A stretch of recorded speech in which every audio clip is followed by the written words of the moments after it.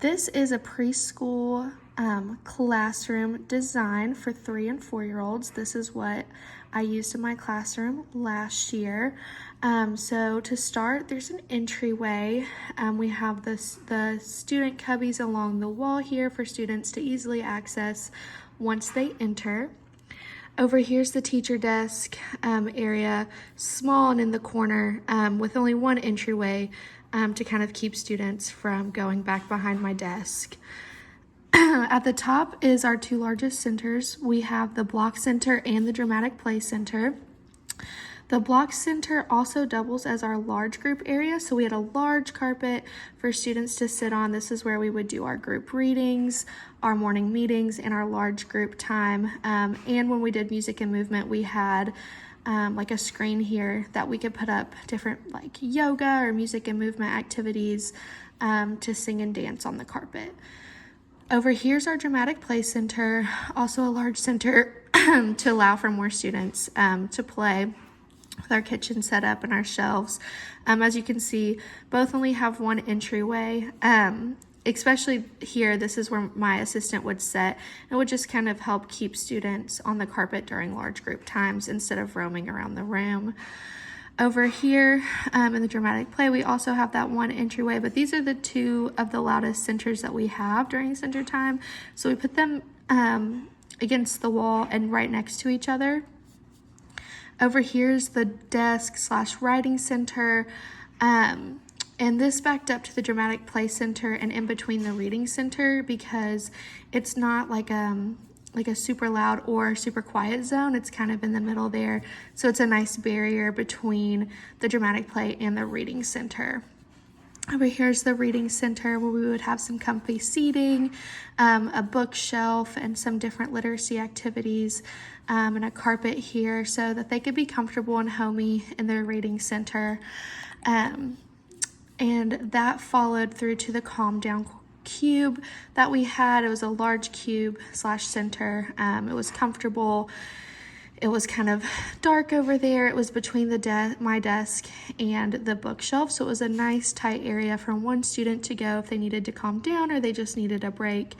We had different activities over here, fidgets and things, breathing exercises for them here. In the middle here, we had like the math center and the puzzle center and shelves, so that this wasn't a super open area, but they could have plenty of room here to get what they needed. And then we came over here to the art center where we had like art supplies, the art table, and an art easel, and a little drying rack over here for their art easel.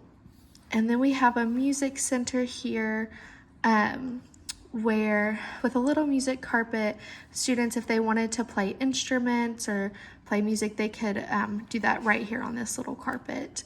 And they had to stay on this carpet while they were doing their music. And then over here's the science table. And we had science shelves, and that kind of helped keep students from going back behind my desk so they could do their little science activities or experiments here. And then over here we would have a sensory table backed up to the art easel for them to play. It was near the door just in case we were using water and different like messy items that they could play with here.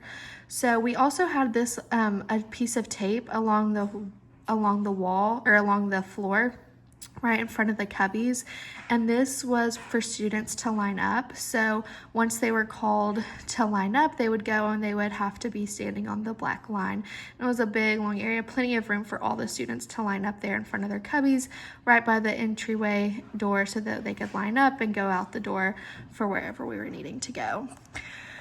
We also used some of these tables as small group tables. So that's why I have these arrows on the floor here. So we actually put these arrows down in tape for them.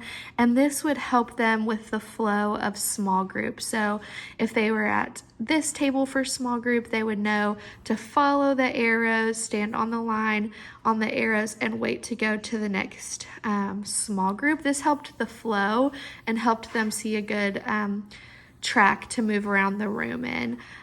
So it was just a great little helpful thing for them to look at, a visual for them to follow as they were rotating during their small group times. We would sometimes do small groups at the art table, at these tables, and here at the science table, just to kind of spread everybody out. So that's why we grouped the centers the way that they were too, just to make sure that we didn't have any like the calm down center right beside the large block center where we're building and towers are being knocked over. So we were strategically trying to set up like calm centers with some like medium centers, and then here with our like larger and louder centers. So we definitely, our room wasn't huge, so we definitely made room or made use of centers for different things. Like I said, we used large group centers we used the carpet center for large group. And then some of these centers we would also use for our small group time as well. Our sensory table was actually where our food would be brought into, because students ate breakfast and lunch in the classroom, so they would actually bring our food in and set it all on this table for serving, and then the students would sit at their tables during the breakfast or lunch time, and that's where they would eat their meals.